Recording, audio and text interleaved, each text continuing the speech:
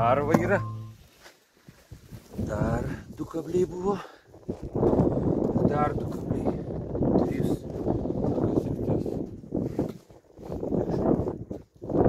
Ir vikšrom atsarginiam transportuot. Ir į papildomas šarvas. Papildomą kranai. Taip ir užsikabindavo. Čia puikiai, viskas puikiai. Vieta galiniam šarvui. Ir ten čia tas kaištis jo ir liko.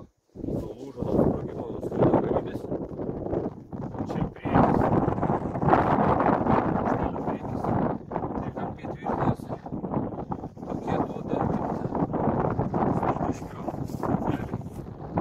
Kažkiek žalio kamufliažo galbūt.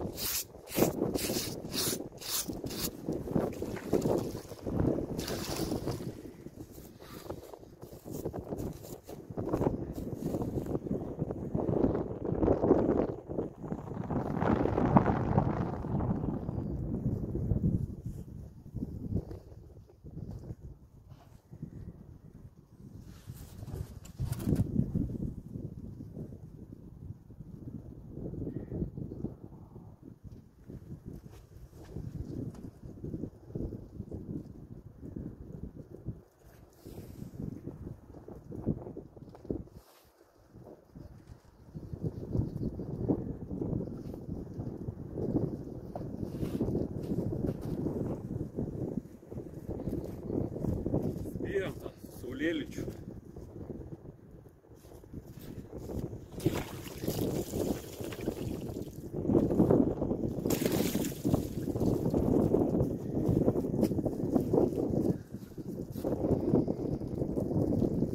Bet matai, geltoni dažai.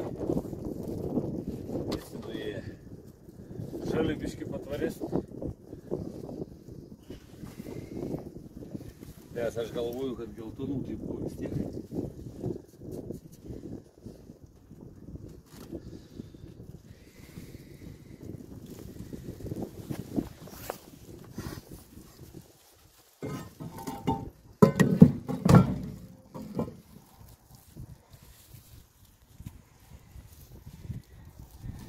Čia tiesiog užlydė su nerūdijančio plieno. Tiesiog nerūdijančių užlydė, o tai būna didesniuose pusmėnuliuos deda. Žinai, kur būna primėtyti. Nuo sprogimų taškyta viskas. Matai, tos šarvus po to galima atpažinti, kurie bokštelė. Čia kampų kažkokiu specialiu nupjauta.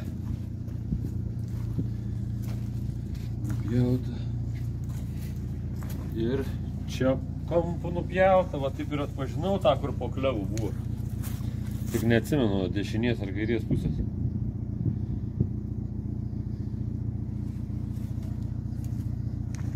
Ir kabliukus dabar žinosi. Nes kažkaip aš juos buvau pamiršęs. Ne visom būna, gal netgi. Ko gero. Ir dabar galvoju, Panterai turbūt vienintelis šarvas, kuris lenktas. Ar dar yra?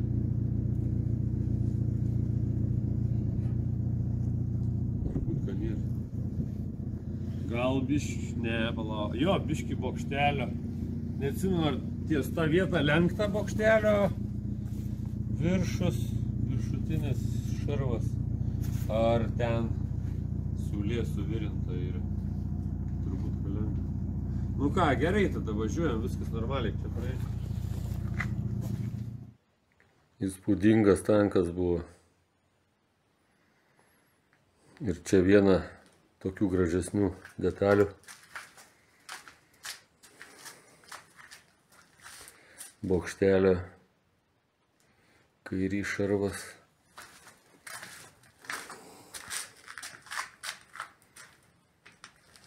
Sveikas.